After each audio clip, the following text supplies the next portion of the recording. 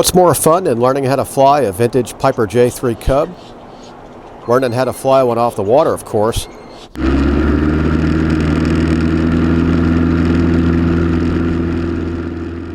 I'm Larry Anglisano reporting for Aviation Consumer Magazine, here on location at Jack Brown's Seaplane base in Winter Haven, Florida. Now, like a lot of pilots, getting a seaplane add-on rating has been on my bucket list of things to do, and that's exactly what I'm doing down here at Jack's.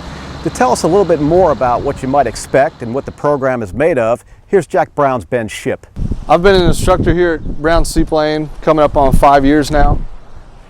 Here at Jack Brown's, we specialize in training pilots from brand new sport pilots all the way through seasoned commercial pilots. We specialize in doing the single engine seaplane rating. We have 5 of these J3 Cubs with upgraded 100 horsepower engines and 1 MAL M7 235 that we do for people that want a more complex airplane.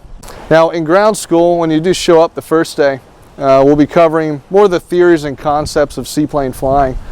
We're not just trying to make you a professional in the J3. We realize that most people that come do the course are going to go off and maybe never fly a seaplane again, but possibly fly another type of seaplane. And the things that you learn through our course is going to help you, prepare you in all types of seaplane flying anywhere you're at.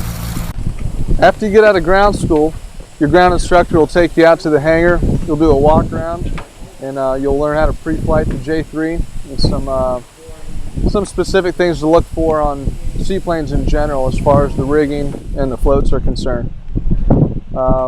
Once you split up with your instructor and you get in the airplane that you're flying, you'll on the first flight, it'll be just under 2 hours. We'll start with some air work to get you comfortable in the airplane. We'll move on to some step taxi, different types of water work before we get into takeoffs and landings.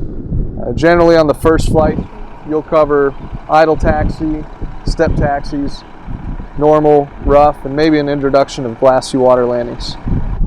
Now, if that sounds overwhelming, it can be, especially when it's crammed into an intensive 2-day course. I showed up at Jack's with a handful of dual instruction and Piper Super Cub on floats. Well, this helped my initial transition to water flying in general. I felt the learning curve. Now, some of that is because, unlike the Super Cub, where you solo from the front seat, you solo a J3 from the back. It's a totally different sight picture than I was used to. The other challenge is memorizing the procedures for a variety of takeoff and landing maneuvers you'll learn, and you'll want to know them cold and have a thorough understanding of why you're doing them. A lot of time is spent on glassy water landings, a condition that can be a killer because the calm water kills your depth perception. You'll also learn how to select and use the LVR for last visual reference point as you make an approach to a glassy landing while holding the seaplane off without dropping it in prematurely. After a half dozen or so tries, I finally nailed it. And we're usually done on the first day around 4 o'clock, no later typically. The second day, we generally start 7:30, and that gives us time to pre-flight the airplane, floats up by about 8 o'clock. If everything goes as planned and you're well studied, on track, typically the last flight isn't more than an hour and a half to 2 hours.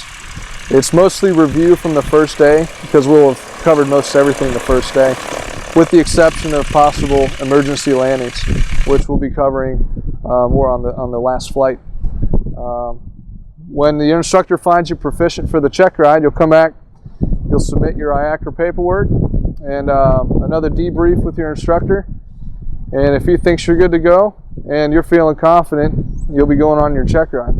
After about 5.5 hours of dual instruction, which is roughly the minimum course completion time for the 1,400-hour course, 2 days of weather and wind delays, that's something you better factor into your travel.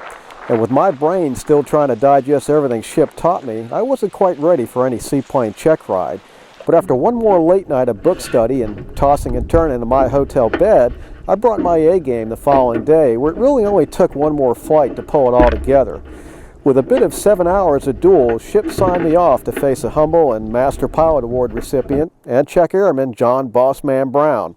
You will recognize early on that Mr. Brown is the boss, and yeah, he and his dad, the late Jack Brown, have seen plenty of newbies like me show up at the welcoming doorstep.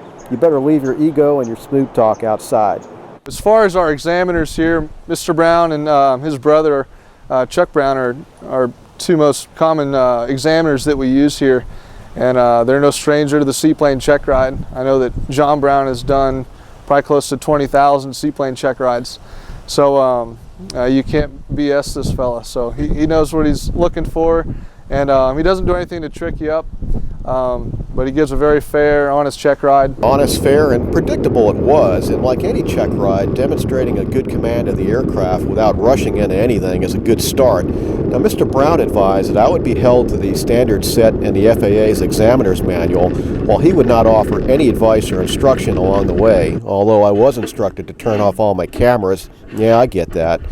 Now, do something or allow a situation that makes him take over the controls and the ride is going to be over.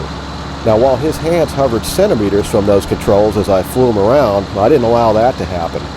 My reward was an in-depth and meaningful review of the questions that I blew during the oral exam portion, plus some sound advice to help avoid a litigious outcome when mixing it up with homeowners and unpredictable boaters out on the water.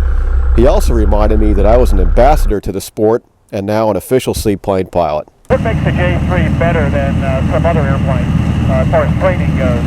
Well, the nice thing about the J3, it's a simple airframe. There's not many systems that you have to learn. Many of our students that come through the course have never flown a stick airplane, and the stick and rudder skills are really, they kind of gone by the wayside these days with automation and fly-by-wire.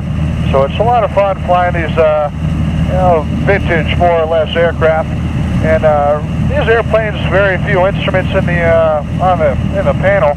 So really, you can really focus on looking outside, pitch attitudes, and really focus on the water and the angle of the float.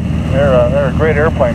Also, safety's the standard. You know, we realize that this is a course more of a safe.